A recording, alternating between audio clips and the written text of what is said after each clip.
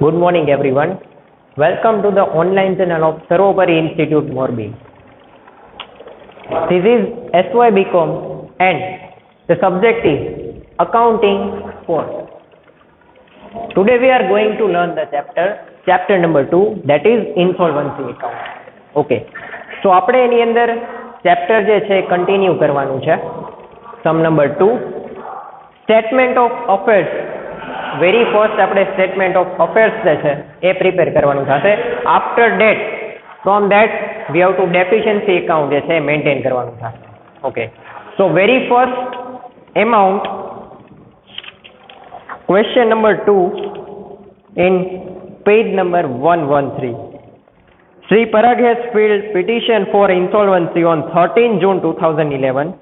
From the following information, prepare a statement of affairs and deficiency account. So આપણે આ એક statement અને એક account prepare કરવાનું છે. Very first, creditors of raw material 75,000, bills payable 5,000, creditors having lien on share, that is 40,000.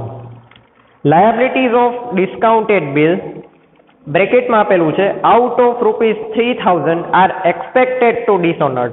rupees 3,000 છે dishonor કરવામાં આવે છે, and the book value of that liabilities, that is 7,000. Secured loan on stock, સ્ટોકની અગેન્સ્ટમાં secured loan provide કરવામાં આવી છે. amount of that there will be 15,000. Creditors having lien on factory, factory સામે lien provide કરવામાં આવેલું છે. amount is 10,000. Debtors, debtors ની અંદર આપણને બે આપેલા છે, that is one is solvent we have to see good debtors કે જેની amount ફ્યુચરમાં આપણને પાછી મળી શકશે, that is 25,000. and doubtful debtors કે જે શંકાસ્પદ છે, જેની amount ફ્યુચરમાં આપણને પાછી મળશે કે નહીં તે નિશ્ચિત નથી, that are not confirmed that amount will come or not. So it is called doubtful debtors. So book value of doubtful debtors, it is 10,000 and estimated to realize, it is 2,000. Next we have share, estimated value 60,000 and book value we have provide 15,000. Stock, book value of stock, that is 60,000 and estimated to realize, it is 40,000. Next we have bank balance, that is 100 rupees. Next, factory, estimated to realize 11,000 and book value is 20,000. Next we have bills receivable, that is only book value 1,400. Next we have machinery, the value of estimated to realize, that is 12,000 and book value of machinery, that is 15,000. Next, fixtures, estimated to realize 1,500 and book value is 3,000. Cottage, estimated to realize 3,000 and book value 6,800. Preferential creditors of rent and taxes, we have 3,000. So these are the value according to the statement. Okay. Before 6 years, as on 1st July, his capital was rupees 50,000. That is opening capital, and the amount is 50,000, 50,000. During the 6 years, he earned profit of rupees 45,500. 45,500 no profit જે છે એ last 6 year માં તે earn કરે છે. and loss of rupees 25,000. So same way loss જે છે એમની પાસે, the value of loss, that is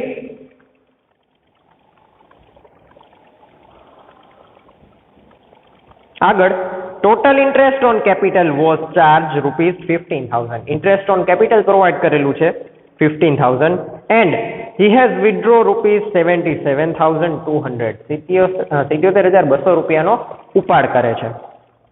So these are the amount. રકમમાં આપેલી amount જે છે આપણે ડિસ્કસ કરી. Now we are going to the answer. આન્સરમાં first we started from the list A.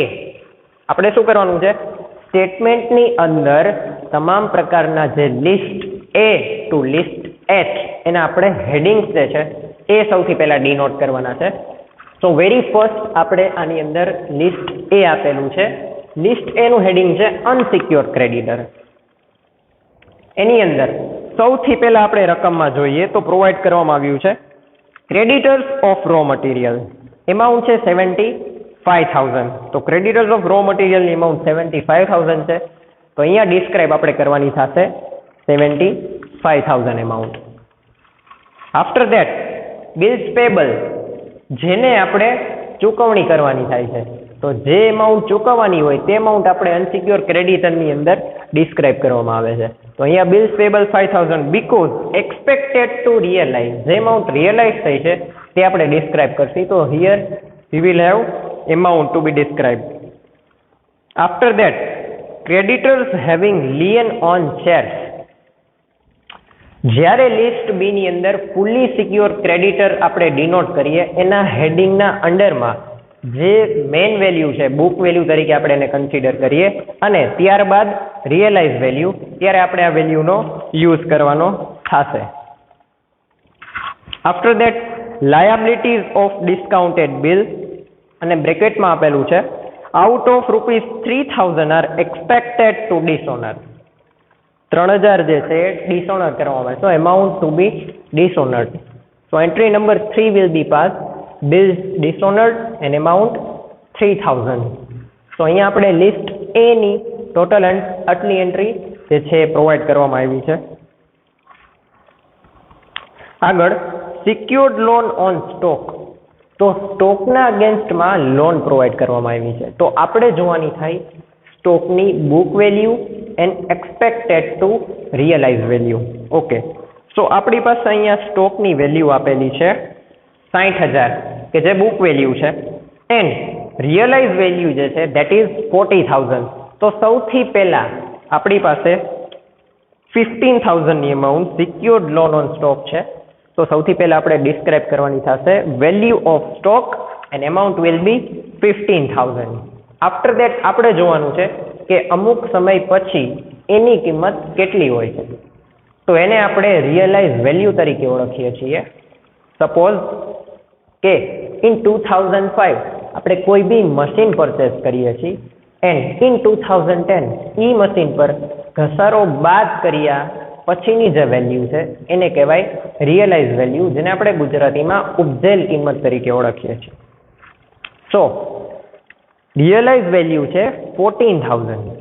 તો ઓફકોર્સ એ વેલ્યુ જે છે વધારે આવી છે, તો આપણી પાસે એ સરપ્લસ તરીકે એમાઉન્ટ જે છે એ સ્ટોર કરેલી થશે. તો અહીંયા 25,000 એમાઉન્ટ જે છે એ સરપ્લસ તરીકે આપણે અહીંયા કન્સિડર કરશું. After that creditors having lien on factory.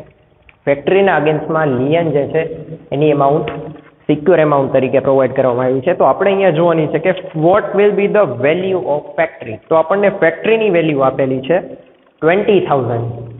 It is book value and 11,000 amount is estimated to realise. Okay, તો અહીંયા આપણે એની વેલ્યુ લખી 10,000. ક્રેડિટર્સ હેવિંગ લિયન ઓન ફેક્ટરીની એમાઉન્ટ જે છે 10,000 ની આપણે ડિસ્ક્રાઇબ કરવાની થશે એન્ડ રિયલાઇઝ વેલ્યુ ત્યારબાદ. તો રિયલાઇઝ વેલ્યુ આપેલી છે આપણને 11,000. Okay, so what will be the surplus? Surplus is 1,000 remaining, but the total of list B will not be described in outer column. Okay, in last જ્યારે આપણે calculation complete કરી લઈએ ત્યારે લિસ્ટ જી ની અંદર આપણે સરપ્લસ અથવા તો લોસ હોય તો આપણે માઇનસ કરવાનો થાય. સરપ્લસ હશે તો આપણે એ વેલ્યુ પ્લસ કરીને એને કન્સિડર કરવાની થશે.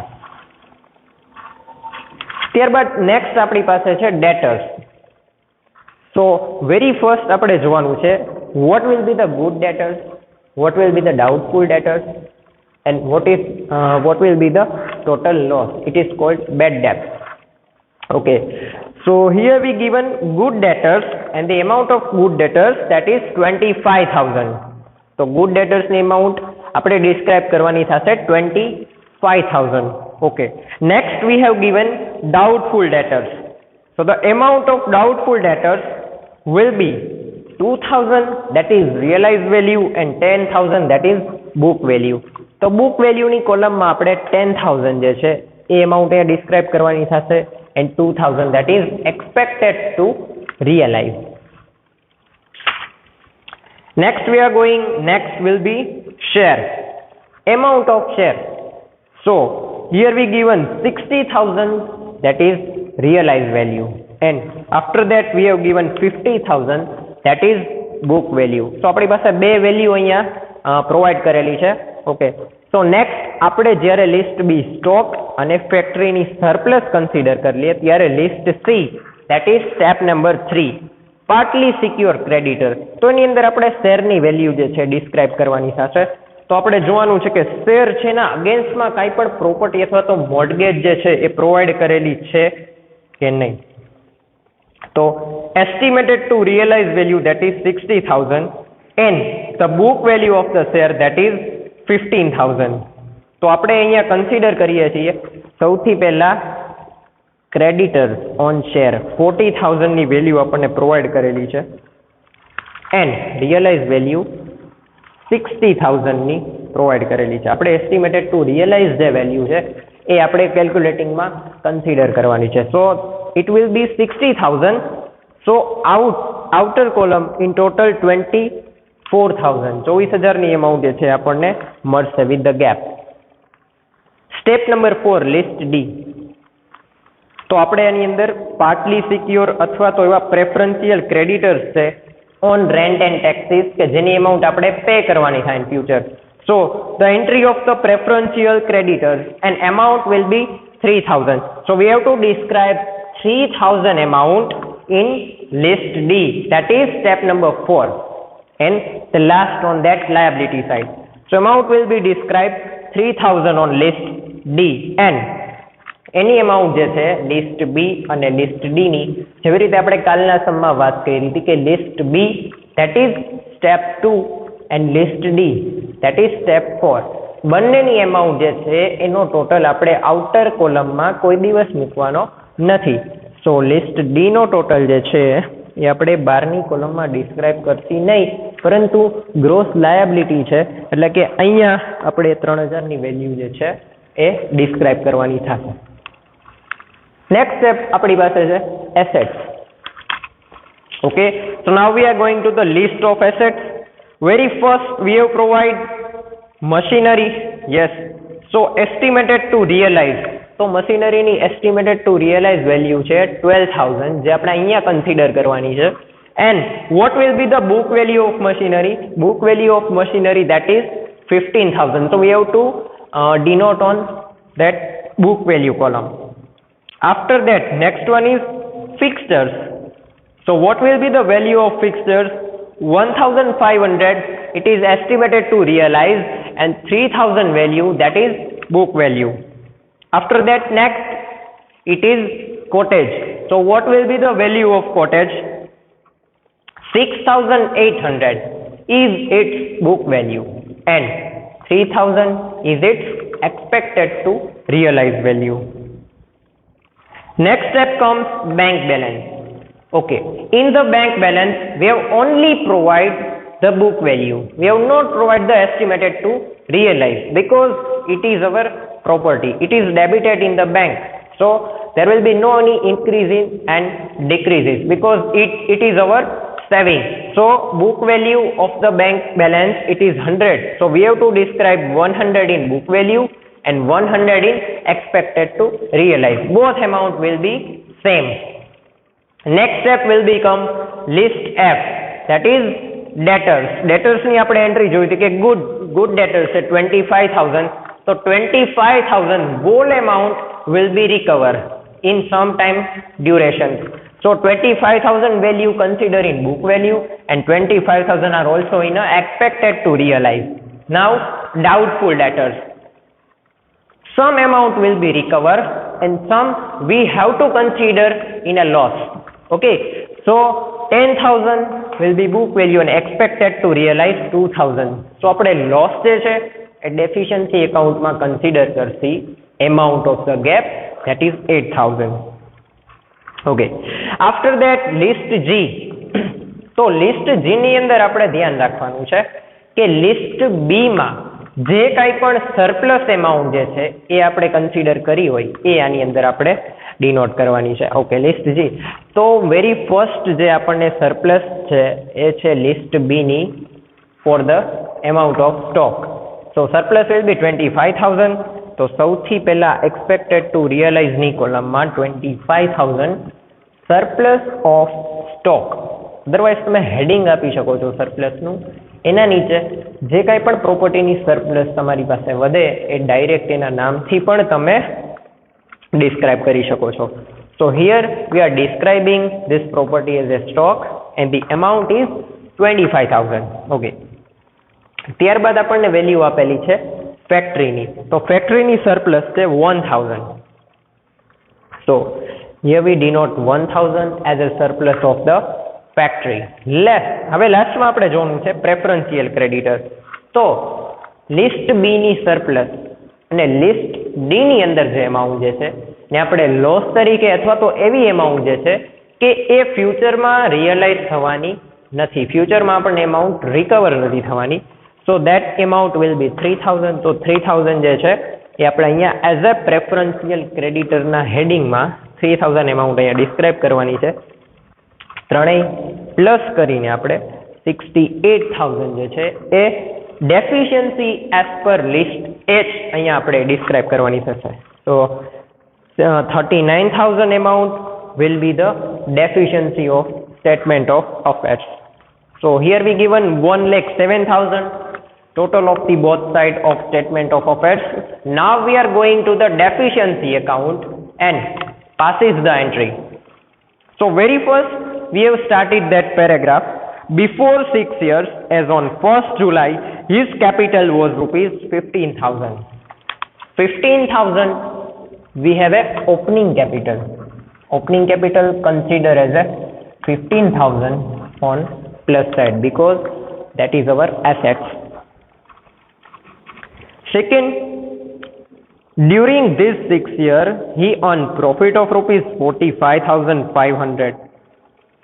So business commence when business start to the run the business during this time period company has a profit of 45,500. 45,500 no profit છે during the 6 year કંપનીએ earn કરેલો છે.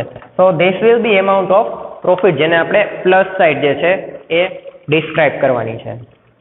પોઈન્ટ તમારે ધ્યાનમાં લેવાનો છે મેઇન કે જેટલો આપણને બેનિફિટ થતો હોય that is good for the company we have to describe on this plus side. If you are not remember then it is also called debit side but we have to describe plus sign and આપણે જે કાંઈ પણ લોસની સફર કરવું પડે તો amount of loss એને આપણે માઇનસ સાઇડ ડિસ્ક્રાઇબ કરવાનું છે. આ એક માઇન્ડમાં પોઈન્ટ તમારે રાખવાનો છે ખાસ. Next we have loss of 25,000. 6 યરમાં 25,000 નો લોસ છે તો લોસ આપણે માઇનસ સાઇડ કન્સિડર કરવાનો છે. Loss during 6 years amount will be 25,000. Next સ્ટેટમેન્ટમાં આગળ જોઈએ. Total interest on capital was charge rupees 15,000. Interest on capital જે આપણે મૂડી રોકાણ કરેલું છે એના ઉપર વ્યાજ, તો એ આપણી આવક છે. તો આવકને આપણે પ્લસની સાઇન બાજુ આપણે જે છે describe Karshi. So interest on capital that is 15,000 amount જે છે આપણે પ્લસ સાઇડ ડિસ્ક્રાઇબ કરવાની છે. નાવ વિથડ્રો ઉપાડ 77,200.